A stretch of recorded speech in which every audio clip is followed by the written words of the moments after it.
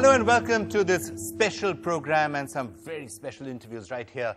A few months back, it looked as if the Indian economy was really going to be heading for a period of turmoil, and the India-US business relationship in particular.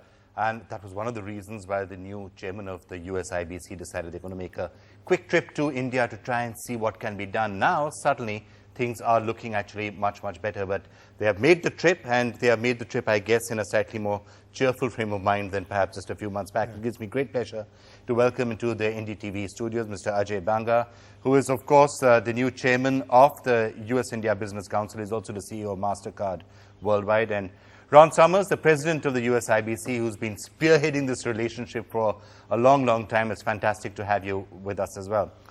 Mr. Banga, you took over as the chairman of the USIBC a few months back, and when you said we need to get out there to India, was it with a certain sense of concern as to the way things were going? Well, I took over a few months back, and at that time, not only was the world economy at a somewhat delicate space, which I believe it still is, but the actual business relationship between companies in the United States and their opportunities in India seemed to be going nowhere special quickly.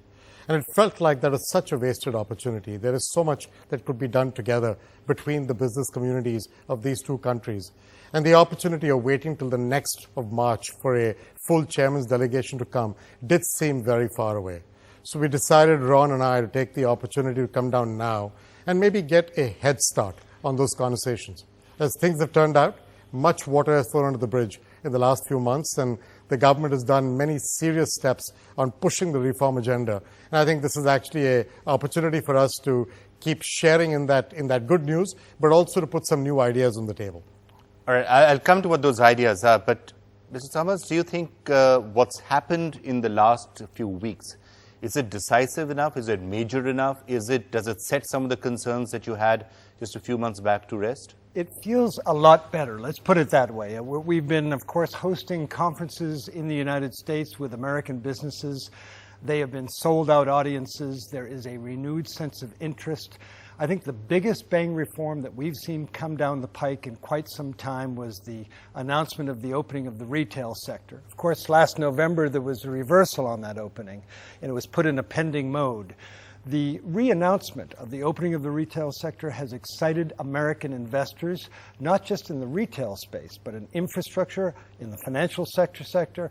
And so as we look across the whole investment community, I would argue that the reforms that were just announced, including diesel price increases, some of the fiscal issues, has actually been a real fill-up to the investment community. Of course, it has led to a pretty big political storm back here, so you can't necessarily bet. I mean, the government's saying we're not going to roll this back. Yeah. A rollback would be a disaster, you think?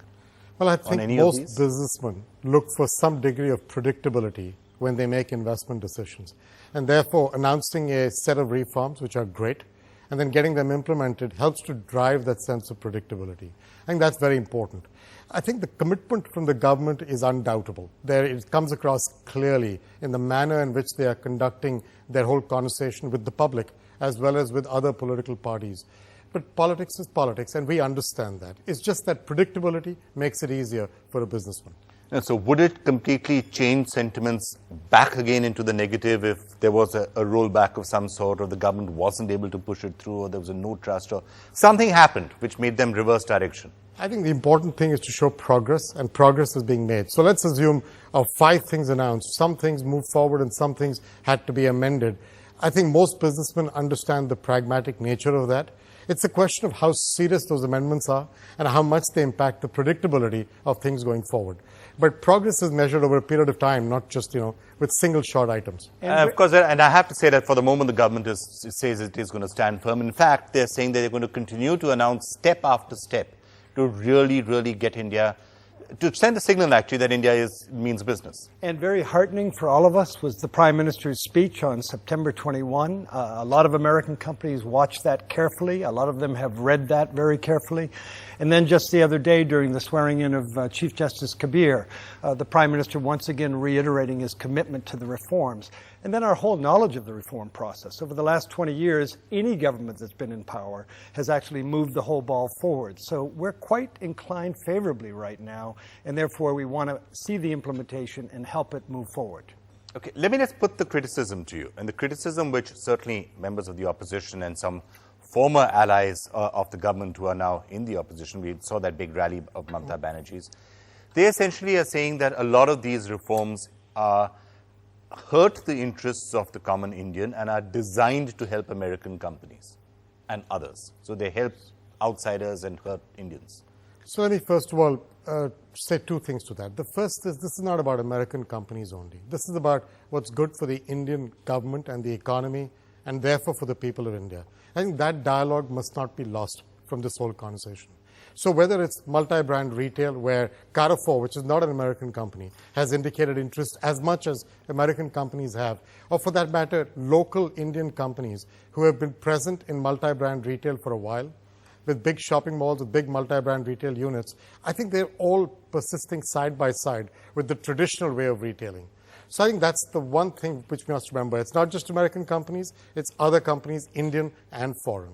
The second aspect that I think that's very important is you take retail in itself. I think the aspect of food and managing food and its wastage and better storage conditions and better transportation and better processing, I think that shouldn't get lost on what the farmers will benefit from. I think the consumer will benefit as well because wastage being reduced allows for more value to go through the system. So you've got jobs coming up, you've got consumers benefiting, you've got farmers benefiting, you've got Indian companies benefiting, other foreign companies benefiting, and American companies benefiting. And I really think the dialogue should take the entirety of that conversation into account. India's #1 news app just got even better. Download NDTV's new app. Fully optimized for retina display. Full screen view. Faster response time. And Sudoku. NDTV's new iPad app. Download now.